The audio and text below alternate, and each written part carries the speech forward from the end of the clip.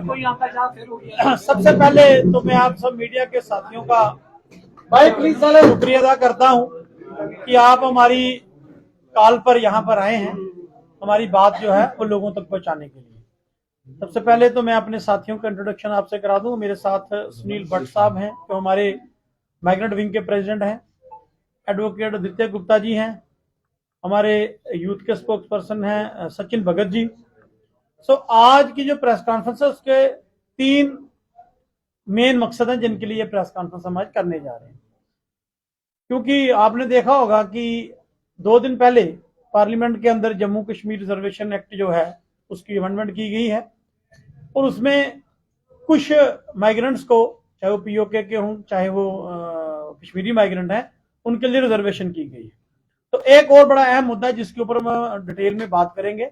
एक एक हमारे जो साथी हैं वो एक एक मुद्दा उठाएंगे। तो सबसे पहले मैं एडवोकेट आदित्य गुप्ता जी से कहूंगा कि वो किसी मेन इशू पर अपनी बात रखना चाहते हैं। सब पहले वो बात कर ले, उसके बाद अगले जो 2 इशू हो उस पर हम बात करेंगे। एडवोकेट आदित्य गुप्ता जी। नमस्कार जी, शुक्रिया आप लोग आए। हमने 23 नवंबर को एलजी मनोज सिन्हा साहब को एक चिट्ठी लिखी थी, एक रिक्वेजिशन थी जिसके अंदर हमने उनको कहा था कि सामाजिक परिवर्तन की बहुत जरूरत है जम्मू कश्मीर। उस सामाजिक परिवर्तन के लिए वो श्राइन बोर्ड जो है, श्री माता वैष्णो देवी श्राइन बोर्ड है, उसके सिपहसालार वही हैं, वही चलाती हैं। और बोर्ड का एक प्रोविजन है दफा 5 के अंदर, जिसके अंदर हमने कहा था कि आपको अमेंडमेंट करने की जरूरत है। उस दफा 5 के अंदर 10 लोग, दफा 5 के हिसाब से 10 लोग होते हैं उस बोर्ड में। एक गवर्नर ही होते हैं जो लेफ्टिनेंट गवर्नर हैं, और उसके अलावा 9 लोग और अपॉइंट करते हैं।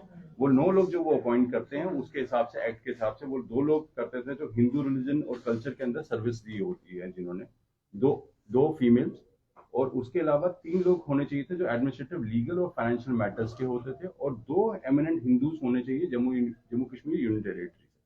हमने इनको कहा है कि साहब इसके अंदर आप अमेंडमेंट कीजिए, क्योंकि इसके अंदर हमें जो अमेंडमेंट जो हमने इनसे सीख की है और एलजी साहब को लिखा था, उसकी रीजन दिए थे। हमने कहा था कि आप इसके अंदर 2 permanent resident Dogra women incorporate कीजिए वर्ड। दूसरा हमने कहा था 2 कश्मीरी पंडित्स मैंडेटरीली इसका हिस्सा होना चाहिए। तीसरी बात हमने कहा था 3 परमानेंट रेजिडेंट डोगरास होने चाहिए जम्मू कश्मीर के, जो एडमिनिस्ट्रेटिव और लीगल मैटर्स को हैंडल करते हो। उसके अलावा एक रिप्रेजेंटेटिव होना चाहिए शेड्यूल कास्ट कम्युनिटी का, जो जम्मू खित्ते का होना चाहिए, जो डोगरा होना चाहिए। तीसरा हमने कहा था एक परमानेंट रेजिडेंट हिंदू जो अदर बैकवर्ड कास्ट कैटेगरी से आते हैं उनमें से।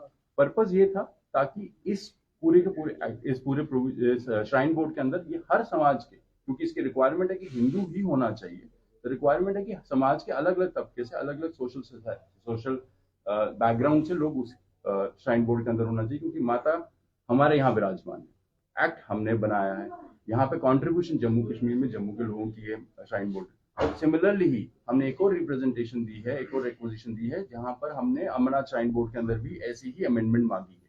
सिर्फ फर्क उसमें है, जहां पर हमने 3 डोगरा वहां पे लिखे, वहां पर हमने 3 कश्मीरी पंडित्स का मेंशन किया और 2 डोगरास मेंशन किया। बाकी कम्युनिटीज और बाकी कैटेगरी सेम ही रखी गई है।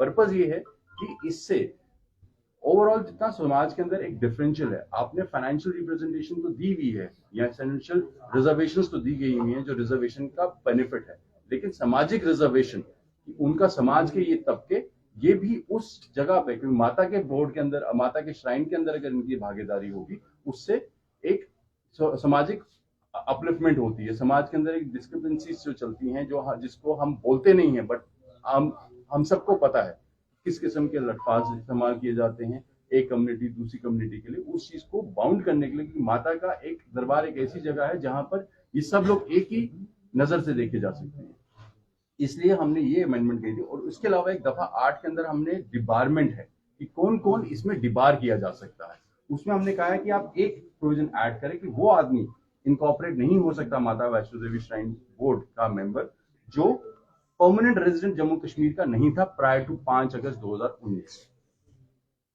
कहने का मतलब ये है कि वो जम्मू कश्मीर का ही वासी होना चाहिए, स्टेट सिटिजन होल्डर होना चाहिए, उसी को आप रखें। क्योंकि ये जो यहाँ पे श्राइन बोर्ड का गतिविधि चलती है, जिस तरीके से कंट्रीब्यूशन चलती है, हम लोग सब कंट्रीब्यूट करते हैं, सामाजिक भी तो परिवर्तन लाना है, उसके लिए हमने ये रिक्वेजिशन लिखी थी।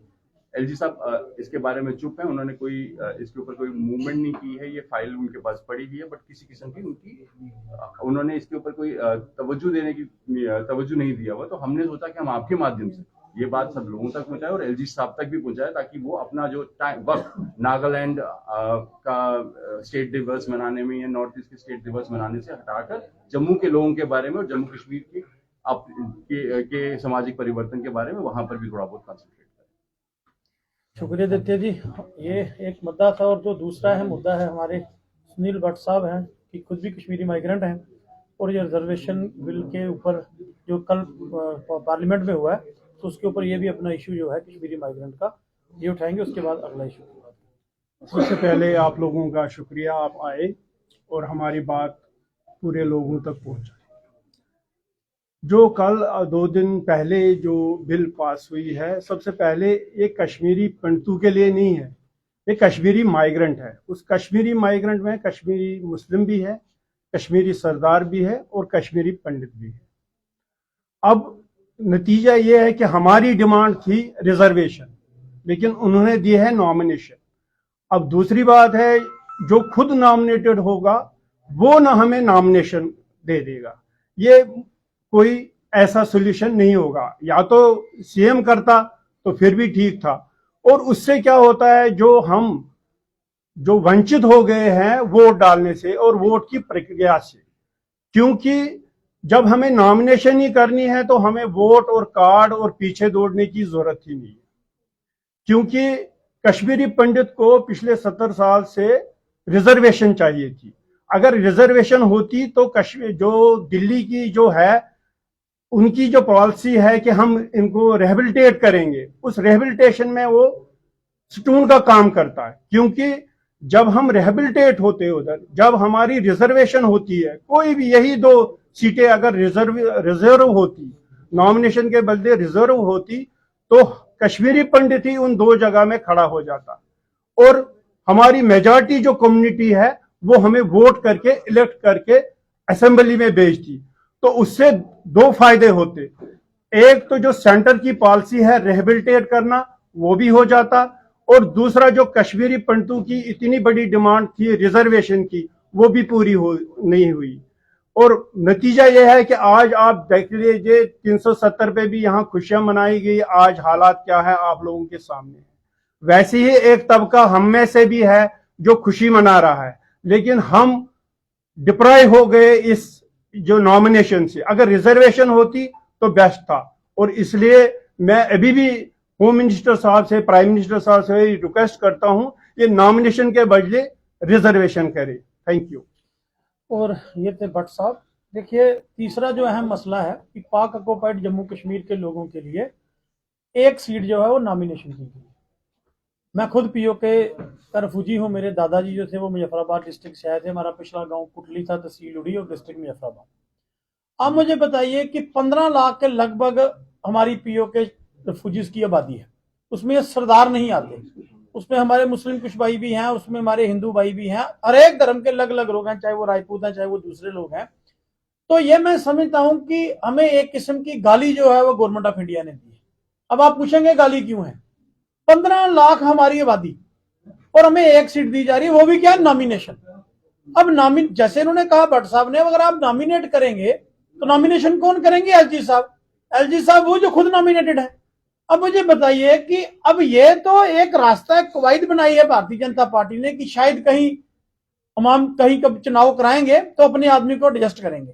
भाई 25 एमएलए जम्मू से लोगों ने जिता के दिए भारतीय जनता पार्टी को, अगर वो 25 कुछ नहीं कर पाए, ये 3 नॉमिनेशन वाले क्या कर लेंगे? क्योंकि नॉमिनेशन तो एलजी साहब ने करनी है। हम इस सरकार के फैसले का सरासर विरोध करते हैं, और ये रिजर्वेशन होनी चाहिए लेकिन एक सीट नहीं। आप देखिए, अगर आज कश्मीर भारत का हिस्सा है तो मैं आप लोगों के सामने कहता हूं उसमें पीओके के रिफ्यूजीज का बहुत बड़ा योगदान है। जब हम 47 की बात अपने बुजुर्गों से सुनते थे, क्योंकि मेरा जन्म तो जम्मू में हुआ है, तो जब हम उनकी बात सुनते थे कि हम एक तरफ से तो पाकिस्तान की आर्मी का मुकाबला कर रहे थे जिन्होंने हमारे पे अटैक किया था 47 को, और दूसरा अपने बाल बच्चे और अपना घर बार छोड़ के उनको भी वहां से ले जा रहे थे। हम चल भी रहे थे और लड़ भी रहे थे। मेरा मतलब है मेरे बुजुर्ग।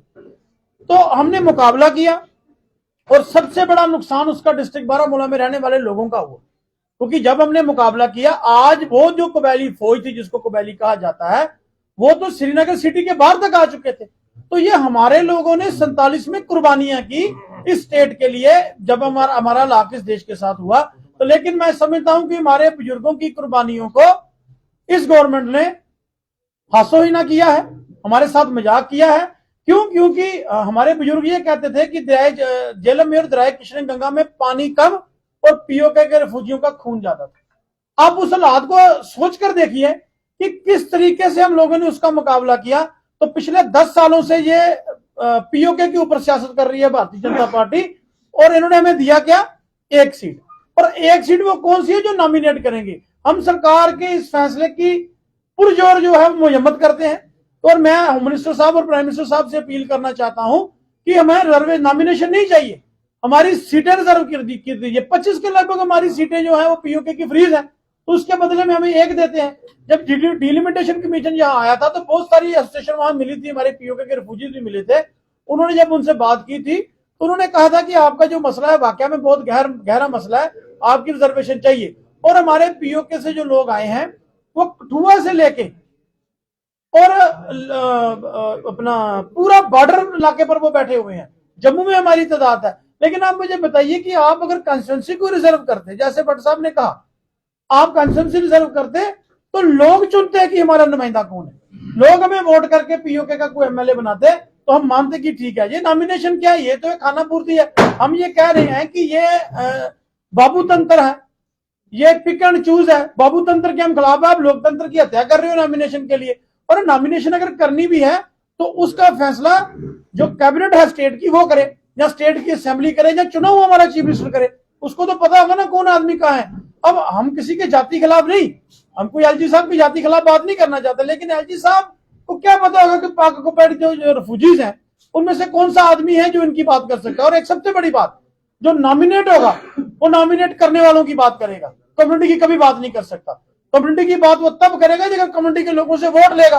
जब उसको वोट लेने ही नहीं तो वो कोई बात नहीं कर सकता। इसलिए हम सरकार से ये अपील करना चाहते हैं कि आप पीओके पे सियासत बंद कर दीजिए।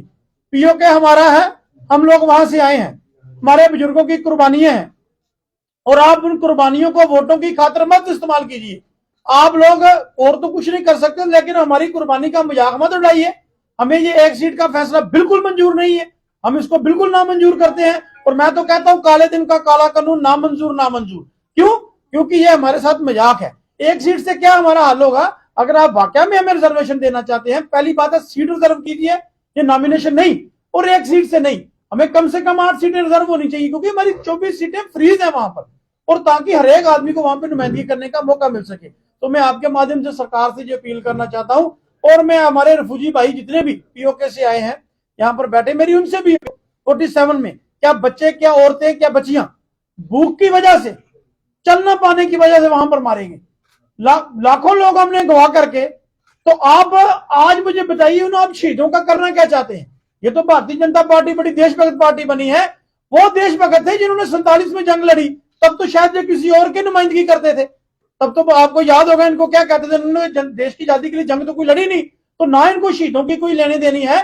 तो मैं होम मिनिस्टर साहब से भी अपील करना चाहता हूं, मैं देश की सभी पार्टियों से अपील करना चाहता हूं, पहले एक डेलीगेशन आके पीओके रिफ्यूजी से पूछ तो लो भी आप चाहते क्या हो, आपकी डिमांड क्या है, उनसे इतिहास तो सुन लो कि उनके साथ हुआ क्या है। तो ये 1.5 लाख उनकी जो है वो संख्या है, और जहां पर पीओजे के जो है वो 17 लाख 12 लाख जम्मू में और 5 लाख जम्मू कश्मीर से बाहर जो रहते हैं। तो ये क्या जस्टिफाई है कि जिनको वोटिंग राइट भी है और नॉमिनेशन डबल बेनिफिट कश्मीरी पंडित माइग्रेंट्स को दिया जा रहा है, वहीं पीओजे के जहां पर 17 लाख है उनको सिर्फ 1 ही सीट दी जा रही है? देखिए ऐसे है, सबसे पहले तो कश्मीरी पंडित के लिए जो सीट नहीं है रिजर्व, जो कश्मीरी माइग्रेंट्स के लिए, उसमें सरदार भी आते हैं, मुस्लिम भाई भी आते हैं। लेकिन मैं कहता हूं कि हमारी किसी से कोई लड़ाई नहीं है। ठीक है, इनको 2 दिए हैं, दीजिए, हम नहीं कहते इनको क्यों दिए हैं, लेकिन हम कहते हैं हमारे तो कम से कम 8 होने चाहिए। जैसे आपने भी कहा कि 12 लाख फैमिली, 12 लाख में तो पार्लियामेंट की सीट होती है, मेंबर पार्लियामेंट। अगर आप नहीं यहाँ रिजर्व करने चाहिए तो मेंबर पार्लियामेंट रिजर्व कर दीजिए। मैं ये कहना चाहता हूं कि हम सबसे पहली बात है कि सरकार किसी के इनके साथ भी नहीं है। मैं अभी भी कहना चाहता हूं जो कश्मीरी माइग्रेंट के साथ कोई इंसाफ नहीं है। वो क्यों, मैं बताता हूं। एक तरफ से आप कहते हो कि हमने कश्मीरी पंडितों की घर वापसी करनी है, तो दूसरी तरफ से आप कश्मीरी माइग्रेंट के लिए सीट रिजर्व करना चाहते हो। तो जब आप सीट रिजर्व करते हो माइग्रेंट कोटे में, इट मीन अपनी जमीन जायदाद घर बार वहां छोड़ आए हैं, जिसका हमें पता ही नहीं है वो कहां गए कहां नहीं गए। तो हमारे बहुत सारे लोग जो है वो इस 47 की माइग्रेशन में मारे जा चुके हैं। तो हमारा ये है कि इनको दीजिए, हमें कोई इतराज नहीं, इनको भी रिजर्व कीजिए, हमारी भी 8 सीटें रिजर्व कीजिए, ताकि हमारे एमएलए जीत कर आए, वो हमारी ये जो कम्युनिटी है, जो रिफ्यूजी जो बरादरी है, इनका को भला कर सके। और सोनू जी, जिस तरह से उनका सही 1953 में 3500 रुपया क्लेम जो है उस वक्त की सरकार ने हमें दिया, जो हमारे पीओके से रिफ्यूजी आए, 28 कनाल जमीन उस वक्त हमें दी गई थी। इन्होंने क्या दिया, इन्होंने तो पार्लियामेंट में मिनिस्टर साहब ने कह दिया थी जक मुश्त हमने 5.5 लाख रुपए दे दिया। जो पहली सरकार है जिन्होंने तो 25 लाख का प्रपोजल बनाया था, 5.5 लाख रुपए आप उस वक्त का दे रहे हैं, तो वो तो एक आदमी के से 5,000 रुपया नहीं आ रहा। वो लड़ाई उल्टी है। भारतीय जनता पार्टी सिर्फ सियासत करना जानती है, अब ये पीओके के मुद्दे पे कर रही है या पीओके रिफ्यूजीज पे कर रही है। अगर ये वाकया में कश्मीरी माइग्रेंट को कुछ देना चाहते हैं तो जो कश्मीर के माइग्रेंट एम्प्लॉई है प्राइम मिनिस्टर